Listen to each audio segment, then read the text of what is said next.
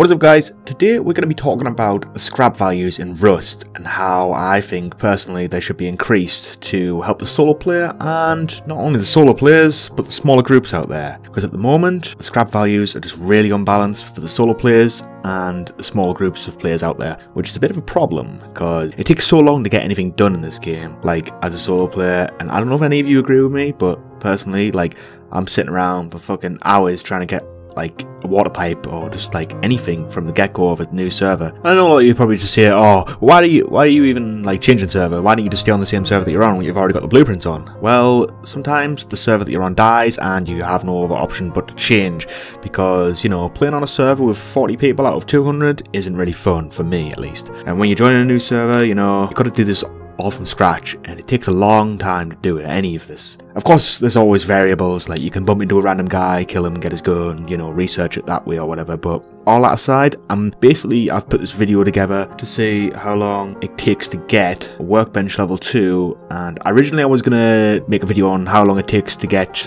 a workbench level 3 from the get-go, but then I decided, since I found a gun while I was recording this, I just figured, you know what, I'll see how long it takes to research this and the bullets.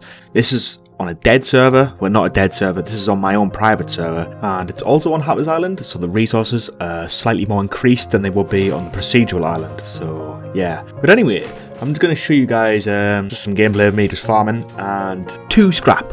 You see that? 2 scrap. That's what you get from hitting a barrel. I don't know, I think that should be a minimum of 10, maybe even 15. Like, the way this is set out is it's really in favour of the Zergs, and what I mean by this is, like, okay, so you've got 10 to 15 guys, maybe 20, you know, they're all farming barrels at the same time, or maybe 10 of them are doing this at the same time, and fucking 5 are doing something else, yeah, whatever. So you've got fucking 10 guys farming barrels, and they're collecting 2 scrap on an average barrel rate, I don't know, 2 to 5 scrap. Like, I think the max you can get out of the barrel at the moment is 7, but we'll see in the video. But anyway, at this point, I've probably been hitting barrels for about 2 minutes now, and I've already gotten 20 scrap. Maybe I've got some gears as well, and a spring, but I'm gonna scrap those later and see what they've got. But at this point, picture this: 10 guys, they're farming, everything's going smoothly statistically, and they've all got 20 scrap each. You know, that's 2 minutes of farming. They've already got 200 scrap, easy. Everything's going perfect. Whereas I'm sat here with 20 scrap.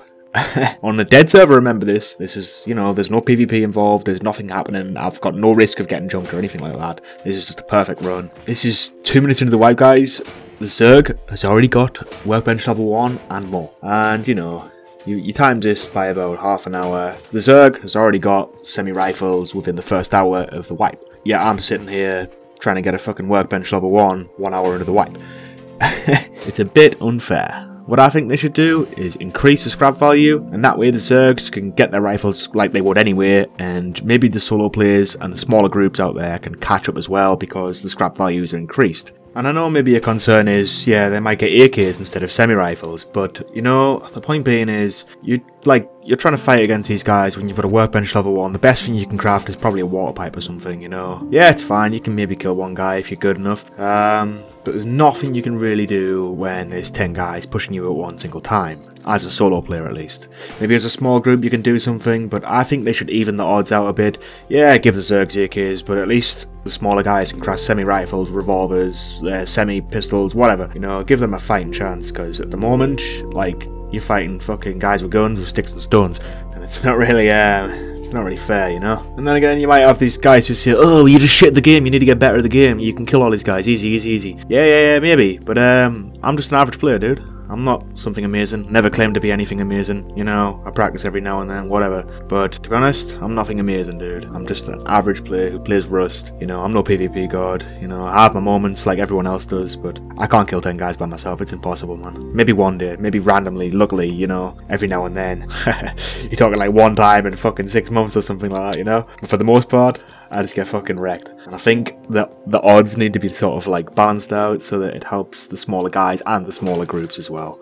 Even if that means just giving the smaller guys semi-rifles from the get-go and making the stuff easier to craft by increasing the scrap values, and, you know, maybe even making the guns easy to find as well, because I feel like it's such a fucking task to get a gun. The only way I ever get them really is by killing people who have them and like researching it that way, but then again I never even bother researching it because it's you need so much fucking scrap to like learn any of this shit. It's ridiculous, especially for those people who have jobs and like, you know, they come off and like they're off work or whatever, they play this game and, you know, then they have to go to work the next day, and fucking hell, you need so much time to gather all of that stuff. You know, you probably find yourself just farming more than anything and not actually playing the game. You know, farming isn't really playing the game in my eyes. It's more about the PvP and, you know, interactions with other players. But, you know, if you can't craft anything, how the hell are you supposed to enjoy it, really? You know, I think that's why it's like a lot of people left Rust as well, like a few years back, because they started introducing all these systems and stuff started taking a lot longer to do. And I don't know, I think that the time frame on certain things is just ridiculous and needs to be shortened by a massive amount. You know, at the end of the day, it's just a game, but a lot of times it just feels like a full-time job playing the game itself. And I totally get why they put such a high price on items such as like metal face masks and AKs. You know, like it's 500 scrap each for each individual item to like craft that shit. And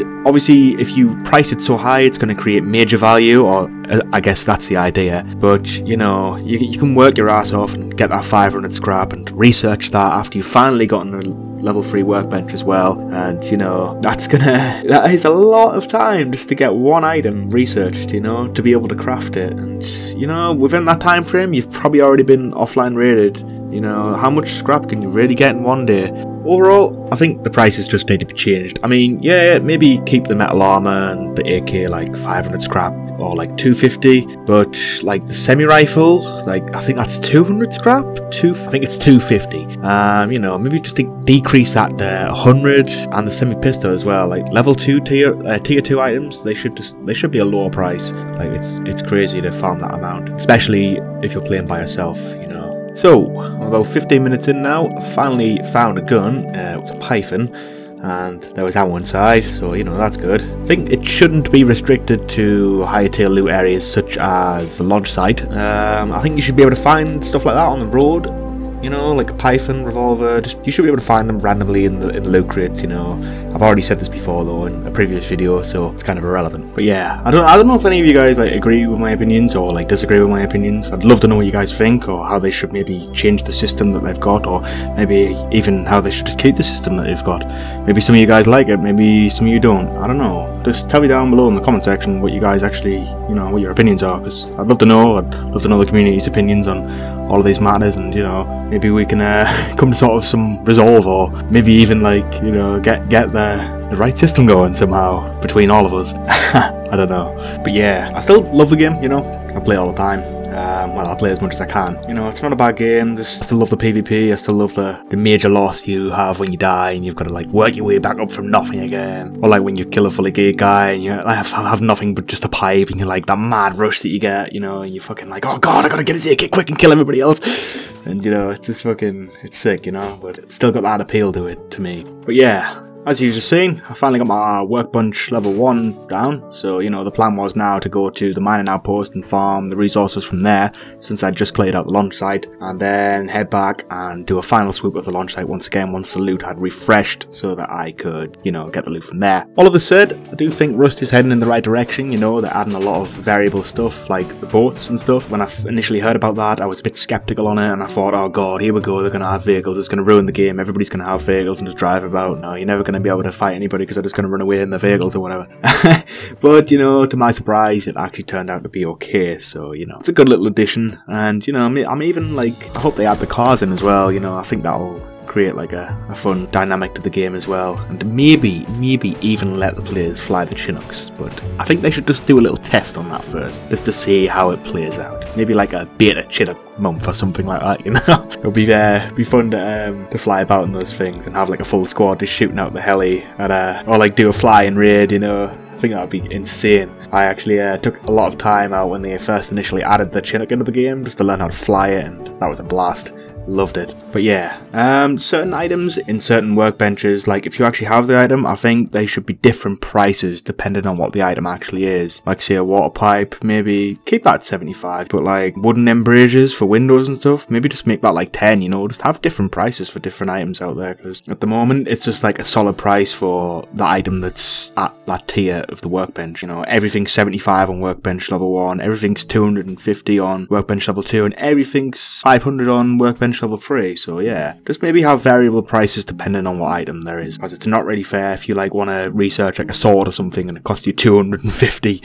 You know, it's just nuts. It's just taking those items out of the game, so to speak, because who the fuck's gonna, you know, research that? But yeah guys, we finally got our workbench level 2. We researched the pistol bullets and the python. In total, this cost around about 850 scrap. So yeah.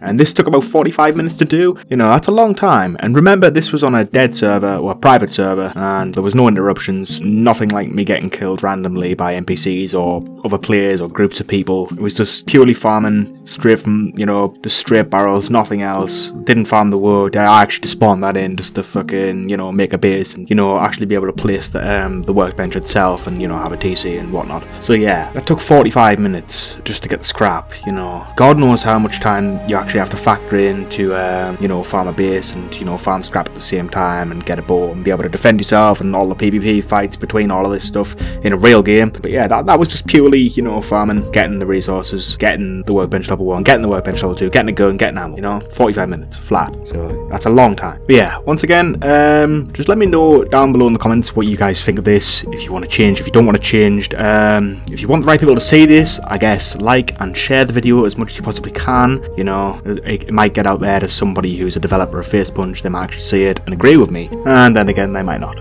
Who knows? And also just wanted to apologise for taking so long between all of these uploads.